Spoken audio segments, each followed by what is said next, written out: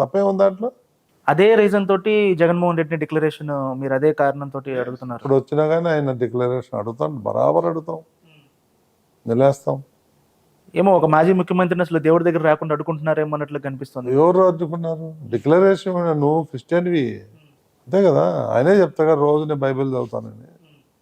నేను క్రిస్టియన్ అని చెప్తాగా, మెడలో సిలువ వేసుకొని తిరుగుతాడు కదా. జలుబు, తలనొప్పి, మోకాళ్ల నొప్పులు మరియు నడుము నొప్పి వీటన్నిటికీ ఒక ఆయుర్వేద ఉపశమనం శాస్త్రీ బామ్. డిక్లరేషన్ ఇవ్వాలి కదా. ఇది మనం పెట్టింది కాదు, బ్రిటిష్ టైం నుంచి ఉంది. అప్పుడు ఉంది. మనం ఇప్పుడు దాన్ని సంస్కరించలేమా? అంటే ఎందుకు అంటే ఇప్పుడు ఆయన టెంపుల్కి వస్తున్నాడంటే దేవుడిని నమ్మాడనే కదా అర్థం. ఎందుకు ఇవ్వాలనేది వాళ్ళ క్వశ్చన్ అనమాట. యాక్టింగ్ కోసం వస్తాడు, నమ్మి కాదు. నమ్ముతున్నాడంటే నేను నమ్మను.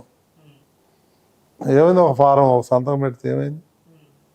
నేను వెంకటేశ్వర స్వామిని నమ్ముతున్నాను. ఆయన ఇది ఎక్కడ హిందూయిజం అని కూడా క్వశ్చన్ చేశాడు. ఇది ఎక్కడ హిందూయిజం, ఎందుకు సంతకం పెట్టాలి, ఇది ఎక్కడ హిందూయిజం అని క్వశ్చన్ చేశాడు. ఆయన 100 పెడతా ఉంటాడు, 100 చేస్తూ ఉంటాడు. ఆయనకేం తెలియదండి. బయట ప్రపంచంలో ఏం జరుగుతుందో ఆయనకేం తెలియదు. మీరు ఇంత పనిచేశారు లాస్ట్ టైం గవర్నమెంట్ కోసమో లేదా గవర్నమెంట్కి వ్యతిరేకంగా పనిచేయడమో, ఇవన్నీ వ్యతిరేకత అనేది వాట్ ఎవర్ వాళ్ళు అనుకోవడం, బట్ ఎనీవే యాంటీ అయ్యారు కాబట్టి అనుకుంటే నాకేం పెద్ద ఫరక్. మిమ్మల్ని పర్సనల్గా ఏమైనా టార్గెట్ చేసిన పరిస్థితులు కనిపించినాయి? చాలా చేశారు. అవన్నీ ఇప్పుడు వద్దులేండి. ఇది సాయంత్రం దాకా చెప్తాను నేను కూర్చొని ఏమేం జరిగింది ఏమని. వద్దులేండి అవన్నీ.